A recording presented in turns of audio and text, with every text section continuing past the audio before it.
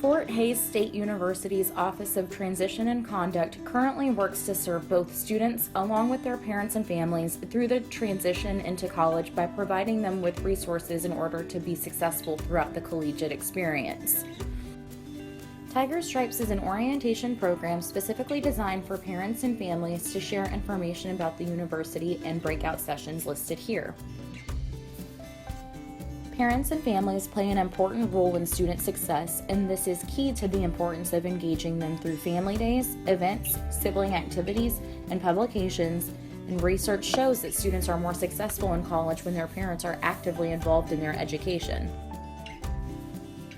FHSU also has pre-orientation programming, sessions for first-generation students, a freshman seminar course, and a Hispanic College Institute, all to serve this diverse student population to the best of their abilities. The need to provide great support services through quality training of staff and by providing engaging programs is essential to best assist students and their families, especially those identifying as Latinx and first generation. This report will consist of a brief historical overview of FHSU, current FHSU practices, issues at hand, and recommendations grounded in literature to best assist these students and their families in future practice. FHSU's first cohort of students began in the summer of 1902 with a mere 57 students who paid only $5 in tuition. Then FHSU was known as Western Branch of the Kansas Normal School and has since changed its names 4 additional times, concluding with Fort Hays State University in 1977.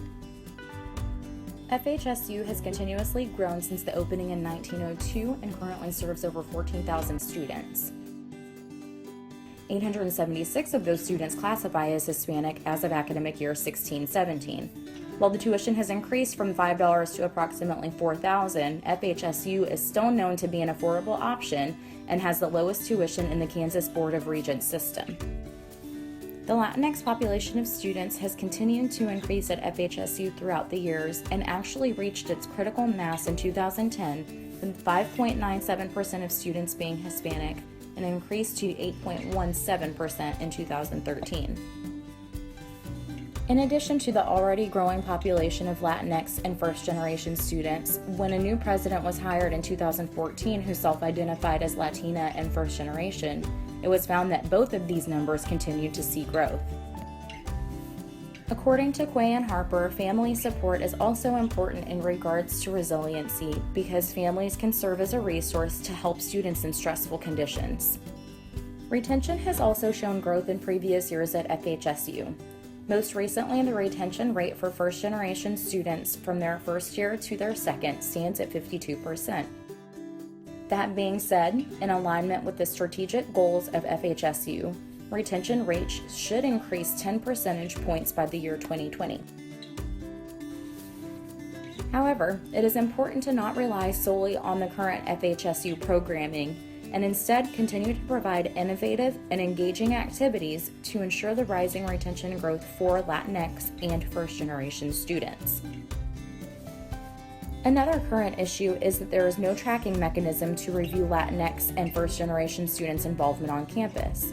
Currently, it appears that more Latinx students attend college at a full-time capacity as stated by Tables 3 and 4, and participates in athletics at much lower levels than other student populations. It has been found that by being active and involved while on campus, there is a positive impact on student persistence and retention. Therefore, through the incorporation of a tracking program, FHSU can use appropriate data to drive the increase of programs or athletic opportunities offered on campus to facilitate more involvement for Latinx and first-generation students. It is evident that FHSU has begun to take great strides to ensuring the Latinx and first-generation students and their families are being provided with the best resources they can provide. However, through the inclusion of additional tracking, programming, resources, and mentoring initiatives, FHSU will hopefully begin to see an even greater change in Latinx enrollment and first-generation retention and involvement. FHSU has many practices currently in place to assist in the success of the Latinx and first-generation students and their families. Tiger Stripes, as stated before, is one of the orientation sessions that currently offers a parent and family schedule.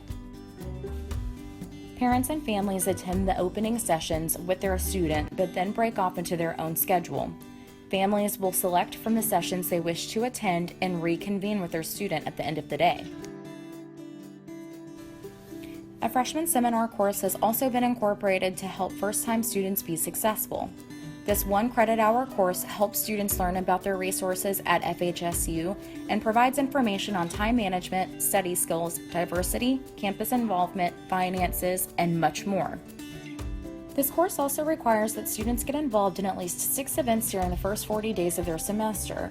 The student is allowed to select the events they wish to attend, but 2 must be from the social track, 1 from the academic and culture track, 1 from the home art track, 1 from the leadership and service track, and 1 from the personal development and community building track. Golden Beginnings is a pre-orientation event that offers 2 tracks for first-year students.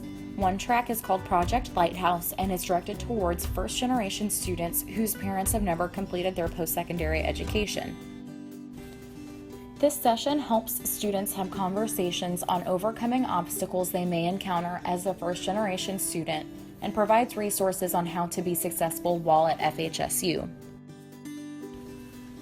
Another great program that FHSU has incorporated is the Hispanic College Institute. This program is designed for Hispanic high school sophomores and juniors. The program is still fairly new, but was created to serve Latinx students across Kansas and neighboring states to help with the college admission process and essay, financial aid and scholarship information, and even meetings with other Hispanic leaders and mentors to discuss how they chose their career path. FHSU has incorporated many fantastic opportunities for Latinx and first-generation students and their families to be involved on campus and in their students' lives through family days, connections to peers and mentors, and webinars and newsletters. However, we would like to add to these already wonderful programs by providing new options for parents and families to select from in their breakout orientation sessions, as well as training and professional development of staff to be better able to communicate with diverse student populations, and additional mentoring programs with upper-class first-generation students. The following section will include our recommendations on how FHSU can increase family involvement through additional programming on campus, and how to better track the engagement and retention of Latinx and first-generation students. Engaging families of first-generation Latinx students to increase retention. The growth of Latinx first-generation students at Fort Hays State University requires more in-depth programming to serve this population. One key factor in student success is the inclusion of families throughout the college experience, as well as the creation of a familial dynamic with peers, staff, and faculty on campus. First-generation Latinx students are a source of pride in their families and receive parental and family support through motivation and encouragement to create a better and more prosperous future. While emotional support is vital, families of first-generation Latinx students have limited knowledge regarding the college environment, including admissions process, on-campus support systems, and campus culture. According to Alfredo Gonzalez, programming for families of first-generation Latinx students must take into account the expressed needs and priorities of the parents and families to be served, provide information and examples that help equip parents and family members to contribute to making college success a family goal, and provide information to Latino parents and families with an appreciation for and responsiveness to their language and culture. When a student is first in their family to attend college, it is a misconception that the family is not an asset. Families of first-generation Latinx college students have much to offer, even if they're unfamiliar with a college setting. Families instill respectful attitudes towards teachers and other adults on campus and can contribute to student success, and should utilize their own work experiences without a college education as an example to motivate students to continue and complete their college education. Upon enrolling, first-generation Latinx college students act as role models for younger siblings and relatives and may automatically become mentors within their family. Peer mentoring on campus by other first-generation Latinx students, as well as faculty and staff with similar backgrounds, to create a community and familial structure for incoming students. Peer mentoring contributes to the academic success as students navigate the new and unfamiliar environment. For staff in transition and student conduct, it's important to create partnerships and engage in professional development activities specific to first-generation Latinx student population in order to stay current on best practices and strategies for student success. The following recommendations have been researched and developed in order to offer strategies to improve retention and persistence of first-generation Latinx students by engaging families, supporting students, and trained support staff. All recommendations should include a bilingual component. Recommendation 1. Proposal. Include a roundtable discussion over lunch for parents and families. This session would cover expectations of the college experience and how families can support their student and foster their academic success. Parents and family would also share their own work and life experiences in relation to the challenges students may face. People, graduate assistant for extended orientation and transition initiatives and their support staff, international welcome leaders, first generation and or Latinx faculty, staff members, and current students in this population. Time, 45 to 60 minutes for discussion and lunch. Risks, faculty and or staff availability, potential low participation due to the specificity of this population. Benefits, empower parents and families of their important role in their student success and strategies on how they can best support their student throughout their college career. Costs, provide $5 to $10 per person per lunch. Recommendation 2. Proposal. As a follow-up to orientation, initiate family weekend activities to include specific meetup for families to meet and discuss issues students may be facing and activities for siblings and younger relatives. This event will connect families with one another and discuss issues students may be facing with academic advisors, department chairs, faculty, and staff. Activities for younger attendees could include field day activities such as lawn games. Include an RSVP to the event to predict costs and participation. People, Student Director for Transition Experience, faculty, staff, Latinx parents and families, academic advisors.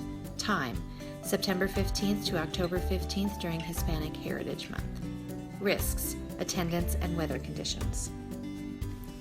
Benefits, recruitment opportunities for younger attendees and networking opportunities for families to connect with one another and the campus community. Costs, cover activities and refreshments. This may vary based on inventory at FHSU. Recommendation 3. Proposal. Initiate targeted resources for families of first-generation Latinx students. Translate newsletter emails into Spanish with an additional tips section for parents of this population and integrate with social media platforms. People, web student specialist, faculty and staff for webcasts. Time, set up series before the beginning of the semester and update monthly. Risks, generating and measuring participation in webinars and other webcasts. Also, create a website specifically for this population, which include live and recordings of webinars every month for family success, including diversity office lectures and events and financial information. Academic advisors and faculty could include lectures and informational webcasts. Benefits. Provides vital information to inform parents and families of what their students are experiencing on campus. Costs. Potential costs for appropriate technology. Recommendation number 4. Training for admission staff on conversing with diverse populations of parents and families through webinars. This would include all admission staff, and each webinar is on demand on their website. This addresses important information and identifies strategies to engage first-generation students and their families. It's around $900 for 3 training, but includes unlimited connections and recordings for up to 1 year.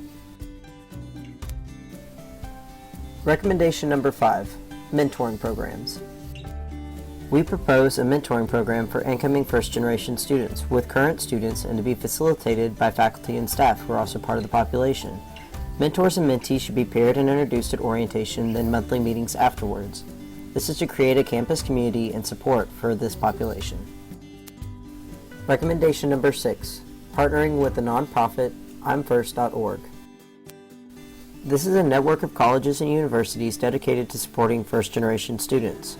We want to incorporate mission into programming at FHSU and engage family participation by generating a Your First campaign where parents relay through support in video or voice recording. We would need technology support from the college in order to record and publish the website. Applications are twice a year in May and November. We would need buy-in from administration, but the benefits has tools, resources, and extensive learning community with advice and best practices. Recommendation number 7, targeted career preparation through College Career Center. This would include fair, workshops, and mock interviews, all from the Career Resource Center and Career Exploration Center. Workshops would be each fall and spring, along with each semester for job fairs and internships. The risk would be participation, little cost, but would empower students to explore career options. Recommendation number 8, invest in a tracking mechanism to see the students' participation in campus events. The two systems listed are competitively priced and would need support on campus as well as financial commitment. However, this would track and utilize student participation for retention benefits. Each tracking service has extensive technical support. With unlimited budget concerns for the Latinx and first-generation population, we would like to continue with the programs already in play for FHSU and starting to access what you can add in addition to this with limited staffing concerns. With every new event, be sure to use the activity tracker to help facilitate your data collection. This will help back up any numbers of retention and will help pinpoint the areas that need to be improved. Try not to take on too many projects listed above with your limited staffing. If you take on too much, you will not be able to see the programs that are impacting the success rate of retention. With small improvements through these 8 recommendations, we aim to improve Fort Hays's first-generation Latinx retention rates and more.